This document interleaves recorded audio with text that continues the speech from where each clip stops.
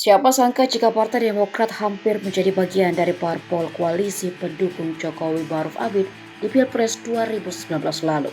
Hal itu diungkap Ketua Majelis Pertimbangan Partai Persatuan Pembangunan Roma Hurmuzi. Dilansir dari Kompas.com, SBY pernah nyaris diajak gabung oleh Jokowi sebelum berangkat mendaftarkan diri sebagai calon presiden. Peristiwa itu terjadi di Gedung Joang 45, Jakarta pada 10 Agustus 2018. Romi menuturkan bahwa Jokowi sempat bertanya kepada ketua umum partai politik pendukungnya untuk mengajak Demokrat masuk ke koalisi. Saat itu Jokowi mengatakan apakah SBY bisa bergabung dalam koalisi karena ex-ketua umum Demokrat tersebut berada di sekitaran Gedung Juang. Jokowi ketika itu sudah mengantongi dukungan dari PDI Perjuangan, Partai Golkar, Partai Kebangkitan Bangsa, Nasdem, Hanura, dan Partai Persatuan Pembangunan. Romi yang dulu menjabat sebagai Ketum P3 menyampaikan bahwa partainya mengikuti suara mayoritas terkait bergabung atau tidaknya Demokrat dalam barisan koalisi. Jokowi kemudian bertanya kepada semua ketua umum partai politik pendukungnya. Hasilnya Demokrat tidak jadi mengusung Jokowi sebagai presiden.